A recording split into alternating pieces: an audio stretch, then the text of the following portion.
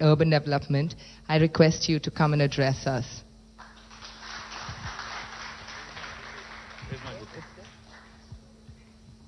Thank you. Good evening. Typically wherever you go, when somebody says he needs no introduction and then you go on for a bit and introduce that person. Thank you, Lakshmi, for that. Thank you very much.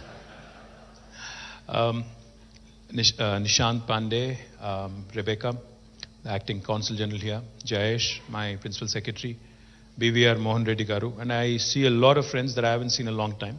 Jay, Lakshmi, of course, Lakshmi, Vijay, all of you guys I haven't met in a long, long time, so good seeing you, all of you. And thank you, to AIF. Life's full of choices.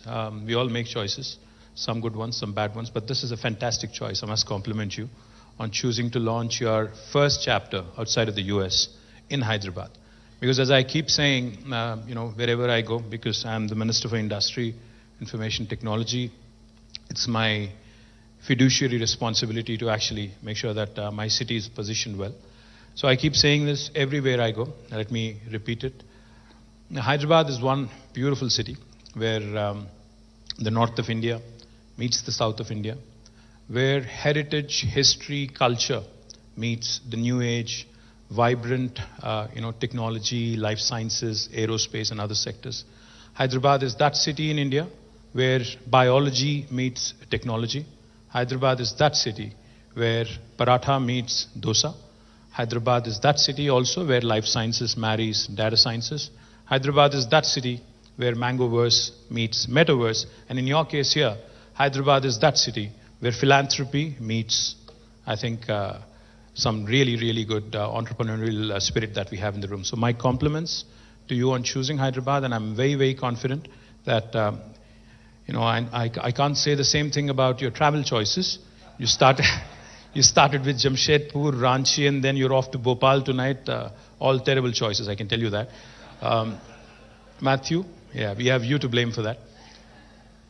And he's actually gladly taking responsibility. Thank you for that. But Nishant, I loved what you said. You started off saying this is a very special place. It is indeed. I thought you would talk about how you met your wife here. You didn't. Is she here in the audience, by the way? You're in for trouble if she is. He actually apparently met his wife here too. So congratulations on that as well. But like I was saying, it's special because of multiple reasons. This is a city where when I said biology meets technology, I wasn't kidding. Or I wasn't just doing it for the sake of it. I don't know how many of you know this, but we are home to 1/3 of global vaccine production, this city alone. We literally produce 9 billion.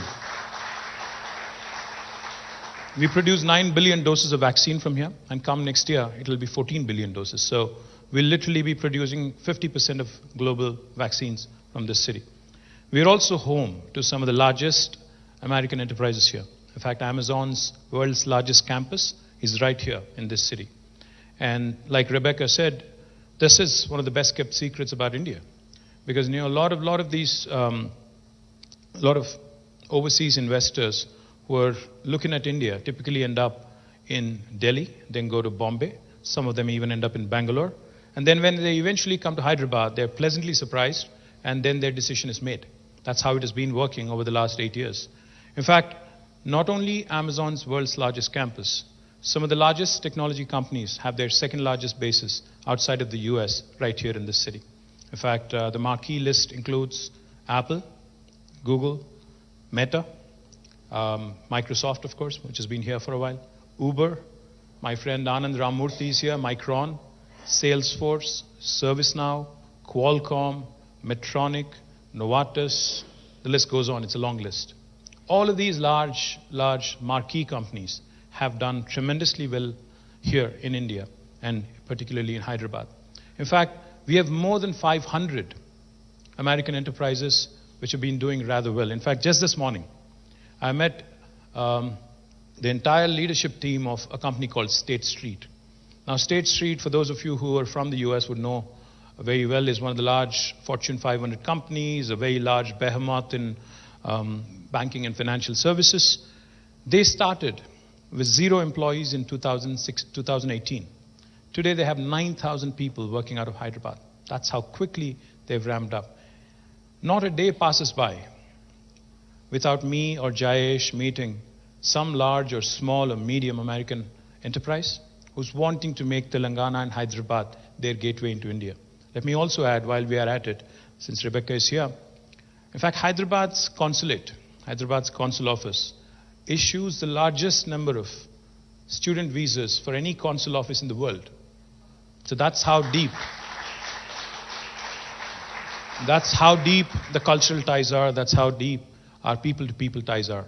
In fact, one of the things that Telugus have done very well, Telugus from both states, Telangana and Andhra, have done rather well, is they've excelled in medicine, they've excelled in engineering, they've excelled, some of them even in politics in the US, and it seems to be a growing image for Telugus. I see many of them also doing rather well in spell bees. Whenever I get an opportunity.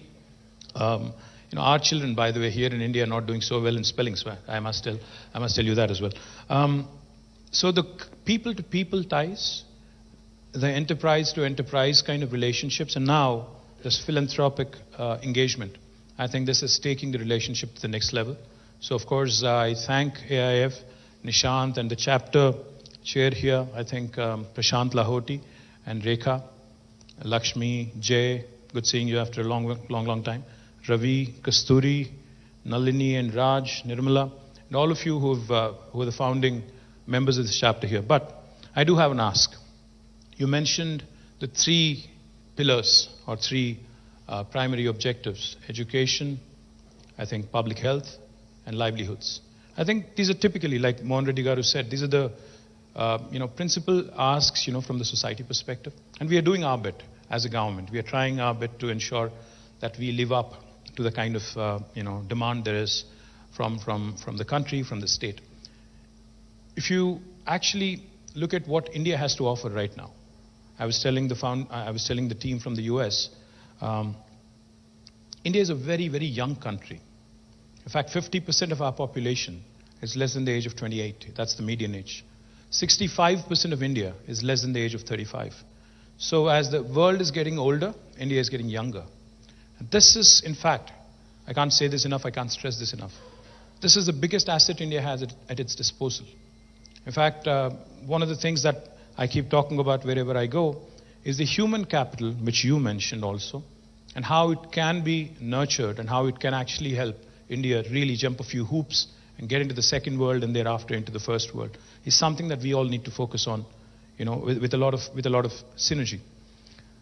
In Telangana, we are doing a few things which I think are in the right place, which I think are headed in the right direction. We have, in fact, the largest number of doctors and the largest number of beds for 100,000 people, for any province in the country, for any state in the country. We have the largest number of that in Telangana. But more importantly, we're also ramping up our healthcare infrastructure. We're setting up a medical college and a hospital in each and every one of our 33 districts. Successfully, we've been able to do a few things when it comes to women's health. The infant mortality has come down big time. The maternal mortality has come down. Institutional deliveries have gone up in Telangana, almost doubled, in fact, from 30% to 62%. And more importantly, education. I know Lakshmi does a lot of good work with, Teach for Change, and Chaitanya, Lakshmi, and the entire team. They do a great job. So we have a number of such NGOs, a number of such partners working with the state as well.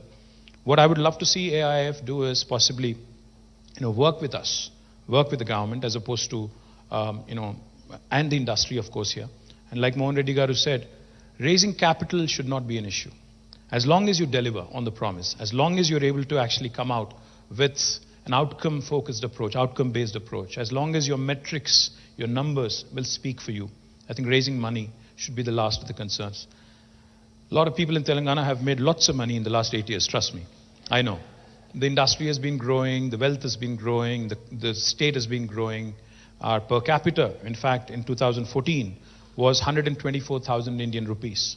Now, as of this year, as of a few days ago, when we presented the budget, it has now risen to 313,000 rupees. So, a quantum leap, if you ask me. Our gross state domestic product, again, was 500,000 5 lakh crores of Indian rupees. Now, as of a couple of weeks ago, it actually shot up to 13.27 lakh crore. So almost again a 200+% jump.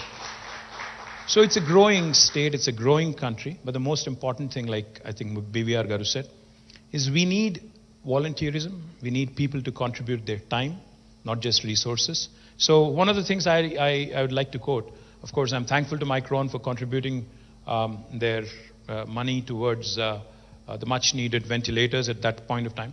And I'm also thankful to AIF and Matthew for coordinating it.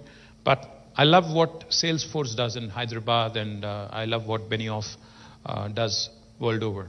They have a 1-1-1 philosophy. As an entity, as a corporation, they pledge 1% of their wealth, 1% of their time, and also 1% of their products to education, healthcare, and livelihoods. I suppose we could actually make this as a pitch to a lot of the corporates who are in this room and a lot of HNIs who are willing to or wanting to come forward and work with you. I think that could be a great way to measure our performance. That could be a great start for all of us. So compliments, congratulations on choosing Hyderabad, and I just hope that you go from strength to strength, and I hope you inspire other cities also to launch their own chapters. But I hope Hyderabad continues to be right on top. Thank you. Cheers.